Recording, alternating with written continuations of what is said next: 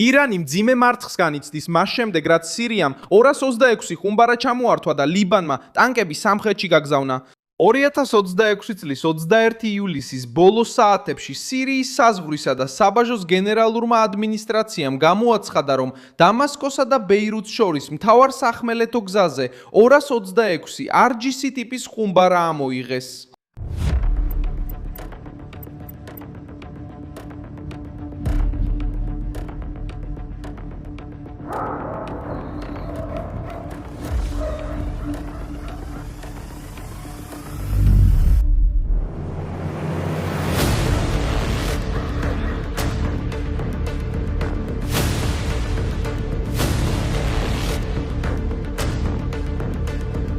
ტვირთი დამალული იყო ავტომობილის საიდუმლო განყოფილებებში, რომელიც ლიბანის ტერიტორიაზე მიემართებოდა.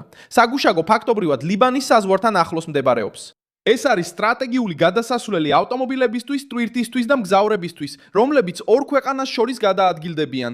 ტვირთის ამ წერტილში შეჩერება ხელს უშლის მას ლიბანის გზაზე მოხვდეს და სწრაფად გაქრეს ადგილობრივი საწყობებისა და კონტაქტების ქსელში.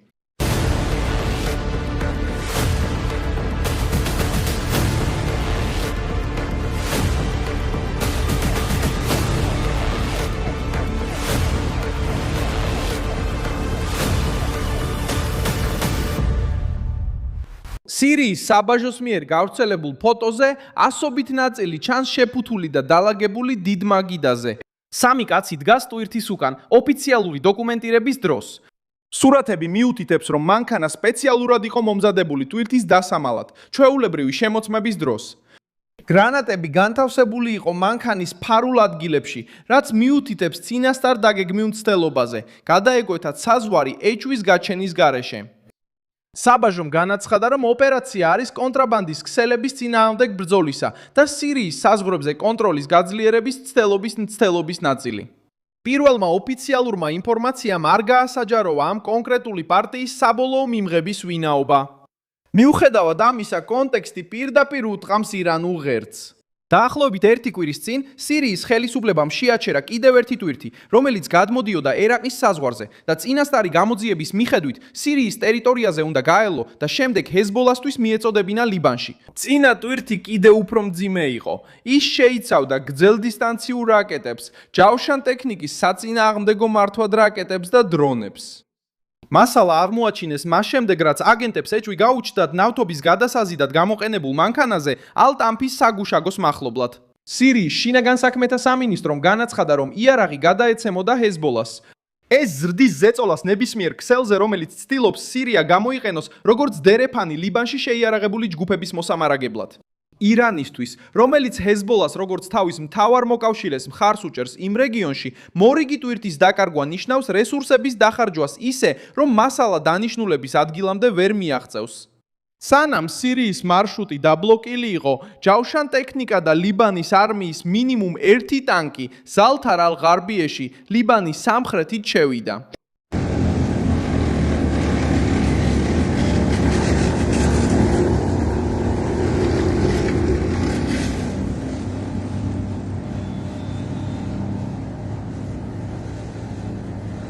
მოძრაობა მოხდა მას შემდეგ, რაც ისრაელის ძალები ტერიტორიის ნაწილიდან გავიდნენ და წარმოადგენს პირველ დიდ გამოცდას აშშ-ში შუამავლობით მიღწეული შეთანხმებისა, რომლის მიზანიც ამ ტერიტორიების ლიბანის მთავრობის კონტროლქვეშ მოქცევაა.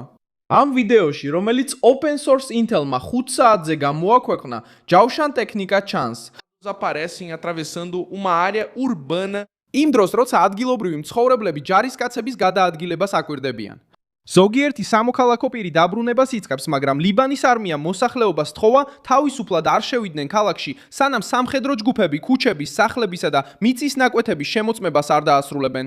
სხვა ვიდეო, რომელიც იმავე პროფილმა გამოაქვეყნა 8 საათზე, აჩვენებს ლიბანელ ჯარისკაცებს ზალთარ ალ-ღარბიეში, ისრაელის გადაადგილების შემდეგ. გაჩერებული სამოქალაქო მანქანები ჩანს, სამხედროები მოძრაობენ და ადგილობრივები აკვირდებიან ძალების ჩამოსვლას.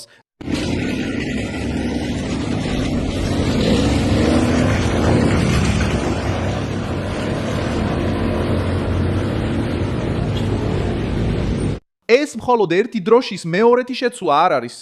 ლიბანის არმიას დაევალა შესასვლელების კონტროლი, იარაღის ძებნა და იმის აღკვეთა, რომ შეიარაღებული სტრუქტურები შენობებს შორის მალულად კვლავ არ ამოქმედდნენ. გეგმა ითვალისწინებს, რომ ლიბანის ჯარები დაიკავებენ ისრაელის მიერ დატოვებულ ტერიტორიებს, ამოიღებენ იარაღს და დაშლიან ჰეზბოლას ობიექტებს.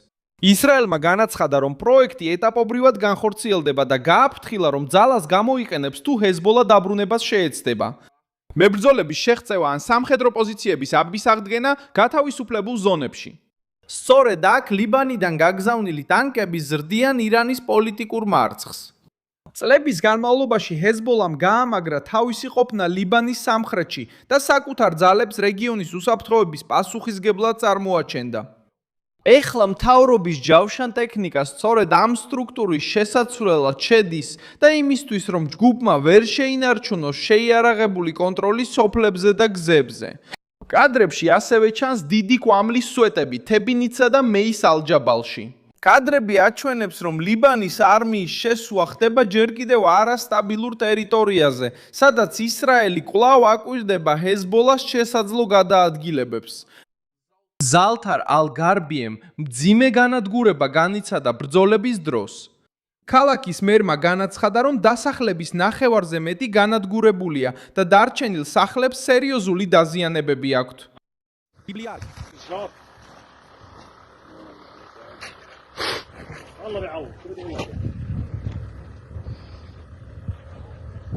სამხედრო ინჟინრების ჯგუფები შევიდნენ, რათა უპოვონ აუფეთქებელი საბრძოლო მასალა, სანამ მოსახლეობას მუდმივად დაბრუნების ნებას მისცემენ.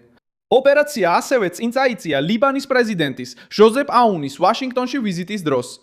აუნს ამ სამშაბათს შეხვედრა ჰქონდა დანიშნული პრეზიდენტ დონალდ ტრამპთან, რათა განეხილათ ისრაელის ჯარების გაყვანა და ლიბანის არმიის გაძლიერება. მარკო რუბიომ განაცხადა, რომ ლიბანში მშვიდობა მხოლოდ მაშინ იქნება, როცა ჰეზბოლას პრობლემა მოგვარდება და როცა მთავრობა გახდება ერთადერთი შეიარაღებული ძალა ქვეყანაში. ეხლა ზეწოლა საზღვრის ორივე მხარეს მიმდინარეობს. სირია კეტავს გადასასვლელებს, რომლებიც კონტრაბანდისტვის გამოიყენებოდა, ამოიღებს დამალულ ტვირთებს და ხელს უშლის იარაღის ლიბანში გადატანას. ლიბანის სამხრეთში მთავრობის ტანკები და ჯარისკაცები იკავებენ იმ ტერიტორიებს, სადაც ჰეზბოლა სამხედრო გავლენას ინარჩუნებდა.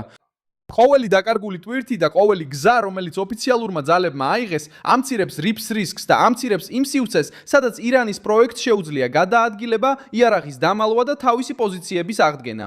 დიდი მადლობა, რომ ეს ვიდეო ბოლომდე ნახეთ. მხარი დაუჭირეთ ჩვენს პროექტს და ფინანსურად შეიტანეთ წვლილი იმ ფიქსის კოდის საშუალებით, რომელიც თქვენს ეკრანზე ჩანს. ჩვენ ვართ დამოუკიდებელი არხი, რომელიც მიზნად ისახავს თქვენთვის სიმართლის მიწოდებას. თქვენი წვლილი გვეხმარება, რომ საქმიანობა გავაგრძელოთ.